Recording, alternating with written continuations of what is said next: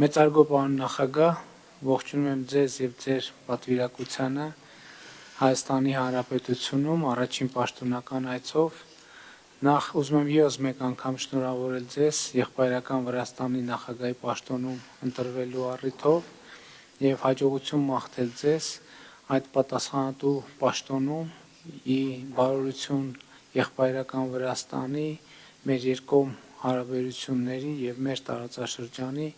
Դուք գիտեք, թե որքան ենք կարևորում մենք Վրաստանի հետ մեր երկկողմ հարաբերությունները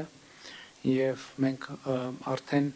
ռազմավարական գործընկերության մակարդակի ենք հասցրել մեր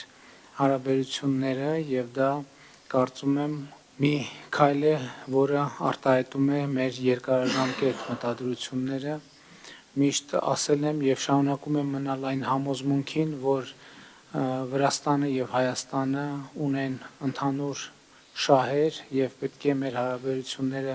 կառուցել այդ շահերի վրա իհարկե իմ համոզմամբ այդ շահերը տեղավորվում են նաեւ մեր տարածաշրջանի հարավային Կովկասի երկարատև զարգացման շահերի համատեքստում եւ ուրախ եմ ձեր այցի համար, որ այսօր նաեւ այդ շրջանակի երկկողմ հարաբերություններին վերաբերող հարցեր քննարկելու առիթ կունենանք։ Կրկին ողջունում եմ ձեզ, բարով եք եկել։ Მოგესალმებით ბატონო პრემიერ-მინისტრო, პირველ რიგში დიდ მადლობას მოგახსენებთ ჩემი მიღებისთვის, მასპინძლობისთვის, რა თქმა უნდა, ჩემთვის დიდი პატივია, რომ იმყოფები ჩვენს მეზობელ და მეგობარ ქვეყანაში, პირველად,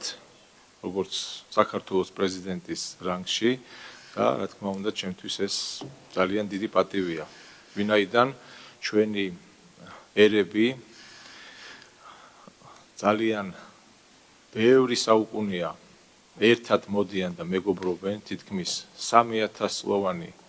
სახელმწიფოებრიობის გამოცდილება გაგვაჩნია, ჩვენი ენა, ჩვენი კულტურა, ჩვენი იდენტობა მართლაც შთამბეჭდავი არის მსოფლიოსთვის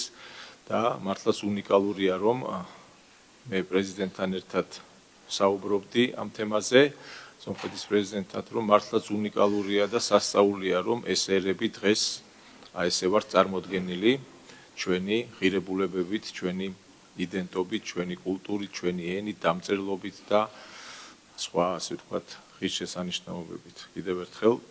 დიდ მადლობას მოგახსენებთ ჩვენი ურთიერთობები თანამედროვე ყოფაში რა თქმა უნდა, მნიშვნელოვანია, რომ კიდევ უფრო მეტად გავაღრმავოთ ჩვენი პოლიტიკური ურთიერთობებით,